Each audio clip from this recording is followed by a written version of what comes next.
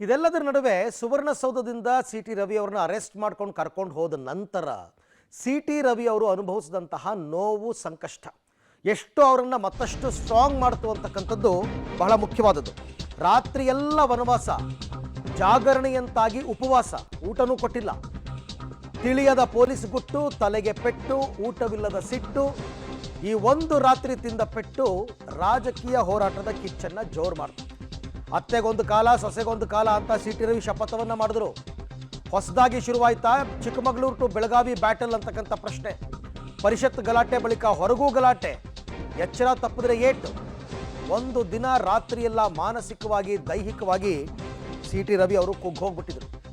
ರಾಜಕೀಯ ಹೊಸ ಮುಯ್ಯಿಗೆ ಮೇಲಾಟಕ್ಕೆ ವೇದಿಕೆ ಸಿದ್ಧವಾಯ್ತಾ? ಹಾಗಾದ್ರೆ ನಿನ್ನೆಯೇ ಕೋರ್ಟ್ನಿಂದ ಹೊರಬರುವಾಗ ಸಿ ಟಿ ರವಿ ಅವರು ಶಪಥವನ್ನ ಮಾಡಿ ಬಂದಿದ್ರು. ಯಾಕೆಂದ್ರೆ ಹಿಂದಿನ ದಿನ ರಾತ್ರಿಯಿಂದ ಅವರು ಅನುಭವಿಸಿದ ಯಾತನೆ, ಅವ್ರ ಹಣೆಗೆ ಏಟು ಬಿದ್ದಿದ್ದು, ಅದಕ್ಕೆ ಅವ್ರು ಟ್ರೀಟ್ಮೆಂಟ್ ಕೊಡದೇ ಇದ್ದಿದ್ದು, ಎಲ್ಲೆಲ್ಲೋ ಸುತ್ತಾಡಿಸಿದ್ದು, ಇಡೀ ರಾತ್ರಿ 400 ಕಿಲೋಮೀಟ್ರು ಸುತ್ತಾಡಿಸಿರೋದು, 4 ಜಿಲ್ಲೆ, 8-10 ಪೊಲೀಸ್ ಸ್ಟೇಷನ್ ಲಿಮಿಟ್ಸು. ಅದು ಆ ಕಿಚ್ಚಿನ ಮಾತು ಸಿ ಟಿ ರವಿ ಅವರಲ್ಲಿ ಬರೋದಕ್ಕೆ ಕಾರಣ ಆಯಿತು. ಅವ್ರು ನೆನ್ನೆನೇ ಶಪಥ ಮಾಡಿದ್ರು ಬೆಳಗಾವಿನಲ್ಲಿ, ಅತ್ತೆಗೊಂದು ಕಾಲ, ಸೊಸೆಗೊಂದು ಕಾಲ, ನಮಗೂ ಕಾಲ ಬರುತ್ತೆ ಅಂತ.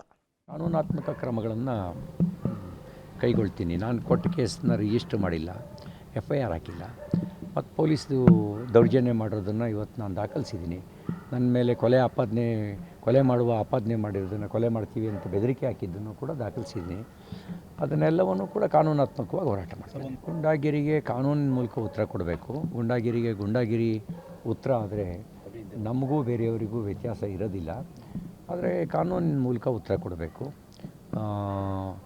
ನಾವು ಬೇರೆಯವ್ರ ರೀತಿಯಲ್ಲಿ ಆಲೋಚನೆ ಮಾಡಬಾರ್ದು. ಯಾರೋ ಒಬ್ಬರು ಸಚಿವರು ಹೇಳ್ತಾಯಿದ್ರು, ಇದು ಅವ್ರ ಏರಿಯಾ, ಬದುಕಿ ಬಂದಿದ್ದೇ ಪುಣ್ಯ ಅಂತ ಹೇಳ್ತಾಯಿದ್ರು. ಅಂದರೆ ಏನು ತಿಳ್ಕೊಂಡಿದ್ದಾರೆ ಇವರು? ಅಂದರೆ ಕಾನೂನು ಮೀರಿದಾರ ಅವರು? ಬದುಕಿ ಬಂದಿದ್ದೇ ಪುಣ್ಯ ಅಂದರೆ ಇವರು